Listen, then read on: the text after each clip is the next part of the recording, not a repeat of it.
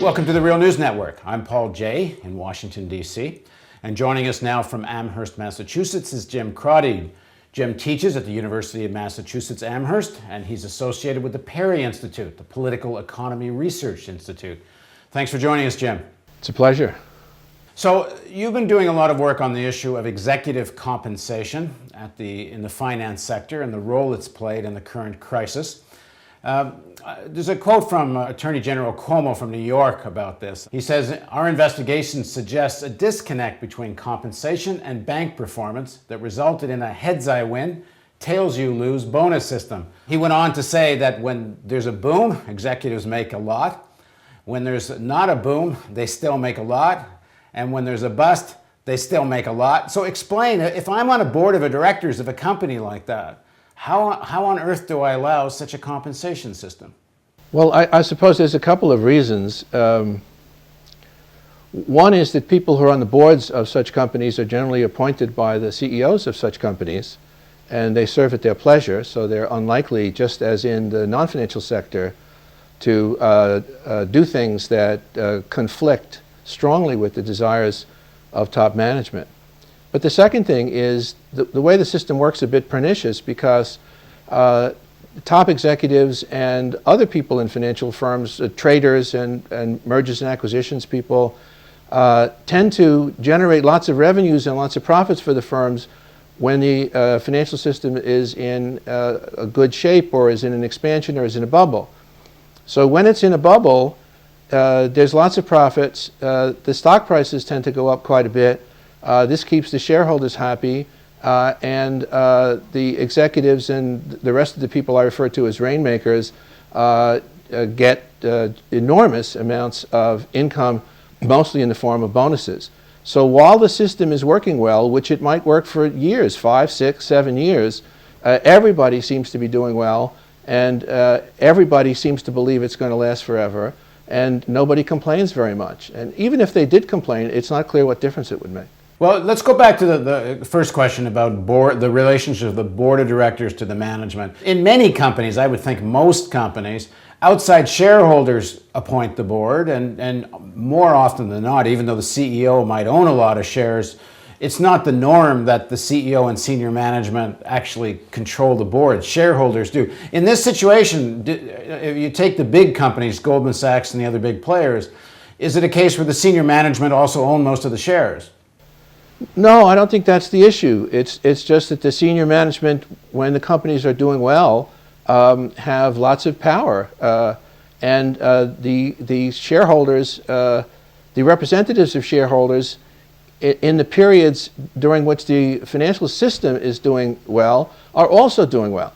So nobody complains about this. If you held a share of Goldman Sachs, and you bought it in 1994 or 1995, by the time you got to 2000, you'd made tremendous capital gains. By the time you got to 2007, you'd made additional capital gains. This is also true of the other large companies. So during the expansion, normally in the financial markets, the shareholders, including institutional shareholders, are quite happy with performance. They're being told by everyone, the financial press, the government, economists, that this is a very safe situation. Economists generally said during the period of the bubble from the mid-1990s till 2007 that this was all based on efficient financial markets, and these were long-term profits, and everybody was safe. They were told that by the Fed, they were told that by Bernanke, they were told that by Timothy Geithner, they were told that by Lawrence Summers. I mention all those people because they're important in Obama's administration. And they were making enormous capital gains. So when in 2004 they significantly raised the amount of leverage these banks can use, which increases their risk, everyone says, well, it's okay because the government, the Fed is saying it's okay, the government's saying it's okay, and we're in good hands and we're making so much money, who cares? Right, and economists said it was okay. You can't leave economists out of this. I mean, basically, there were lots of people who had a self-interest in seeing that this didn't stop and in continuing the deregulation process that was ongoing for a long time. But also, everyone could legitimately say that economists tell us that this is the right thing to do, that we should lightly regulate financial markets, that financial markets are efficient, that they price risk correctly. And in the new system of the recent period where banks didn't hold a lot of the risky assets, they shipped them out to capital markets, that capital markets priced everything right. Okay, so I'm a pension fund. I'm making lots of money. I'm a shareholder in Goldman Sachs. I'm making lots of money. What do I care what the executive compensation is then if I'm doing fine? Why does it matter? I think that they didn't care. But why should we? Why should anyone care then? They should care because over this period of time, the financial system got into an absolutely unsustainable condition in which there was massive risk, there was massive leverage. We were in a situation in which if anything went wrong in the system, if interest rates went up or housing prices didn't continue to go up or profits went down or there were bankruptcies, the system was so leveraged and so stretched and so fragile because of all the risk-taking that was done by the financial rainmakers in order to pursue profits and revenues and therefore bonuses, that the system was ready to completely fall if anything went wrong. As soon as housing prices stopped going up so rapidly and eventually turned around, everything did start to go wrong, and we had a financial collapse which was spectacular. And if governments around the world hadn't intervened massively with billions and billions of trillions and trillions of dollars to save the system, we would have had a complete financial meltdown and a new global depression. So that's the problem. That more or less what's driving the banks to take such risks? Let me read you a quote from your own paper. In response to economic problems and political pressure in the 1970s and very early in the 1980s, the U.S. government began to accelerate an ongoing process of financial market deregulation. A combination of deregulation and fast-paced financial innovation led to a series of financial crises both in the U.S. and elsewhere. These crises were met by government bailouts, which restored vitality to financial markets, but also created severe moral hazard. Isn't that the real secret to all of this? Is they just knew that if this whole thing came tumbling down, and they knew eventually it would. We know Goldman Sachs was taking out insurance with AIG, betting against their own real estate bets. So they know someday the axe will fall, but who cares? Because the governments are going to come save us. I think that's the logical structure of the system. That the system is such that when revenues and profits rise in financial markets, those people who are placed in important positions in financial firms get so much money, and there's so many of them, that it actually makes logical sense for them to continue to take risks, continue to use excessive leverage, even if they know, which they don't always know, but even if they knew that the system was going to collapse in 3 or 4 or 5 years, they would make so much money in the meantime that it wouldn't make any difference. That is, they get their bonuses of 10 million or 20 million each year. When the system collapses, they don't have to pay the bonuses back. They keep that. The shareholders get capital losses, but the rainmakers keep their bonuses. When the system finally does collapse, they do know, that's the moral hazard part, that the government will have to come in and rescue them, because to let them all crash would cause such damage to the general economy that they can't possibly let it happen, and everyone knows this, so that it makes enormous sense for them to do what they do, to take actions that eventually crash the system. It is an awful, dangerous, risky system, which is win-win for them. They don't leave this to chance either. The big financial houses, particularly Goldman Sachs, their senior people are like a revolving door going in and out of government, setting policy which establishes the framework for the bailout. Yes, that's true. Goldman Sachs in particular, but other financial institutions, have provided many of the most important people in the regulatory apparatus, in the Treasury Department, at the Fed, in the President's administrations. They lobby Congress. From 1998 to 2008, Wall Street or financial services gave $5.4 billion to federal officials, either in the forms of lobbying or campaign contributions. So they're everywhere. I mean, Robert Rubin, for example, who was Clinton's Secretary of the Treasury, was an ex-Goldman CEO, and Henry Paulson, who was Bush's Secretary of the Treasury, was an ex-Goldman CEO. They're everywhere, and their influence is very powerful.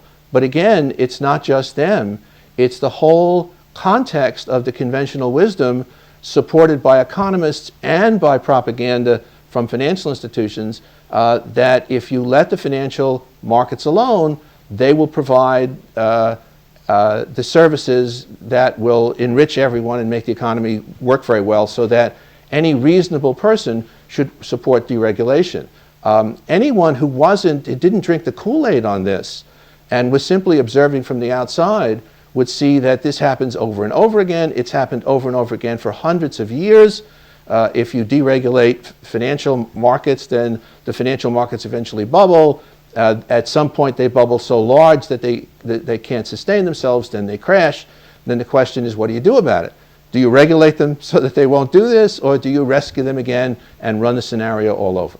Well, and it's an interesting situation where the emperor can come out and someone can finally say, you have no clothes, but it hardly matters because the government brings you a bathrobe pretty quickly. Jim, you mentioned in your paper that financial profits as a share of total corporate profits were about 10% in the early 1980s and reached 40% by the mid-2000s.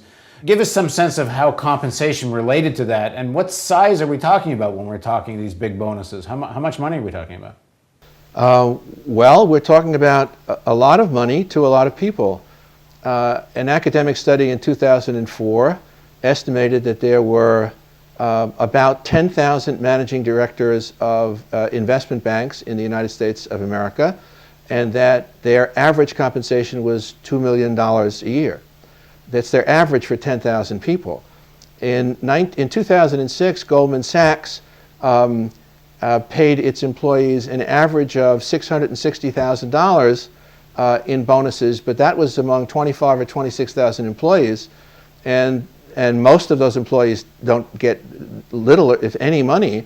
So the top people were making, traders might have gotten $40 or $50 million that year. The CEO might have gotten $100 million that year. Let me give you a good example from firms that were so badly managed that they ended up crashing. There was another very recent study that showed that the top 5 executives at Bear Stearns, which destroyed itself, and at Lehman Brothers, which destroyed itself, from the period 2000 through the time that they crashed, received total compensation payments averaging $250 million.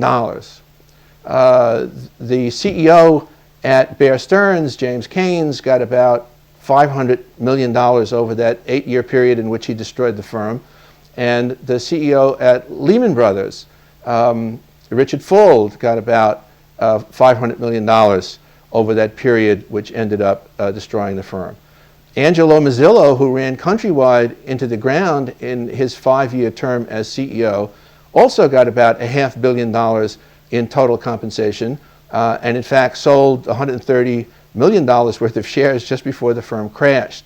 So we're talking about a lot of money. There's $140 billion estimated for 2009 that will go in bonuses to financial corporations.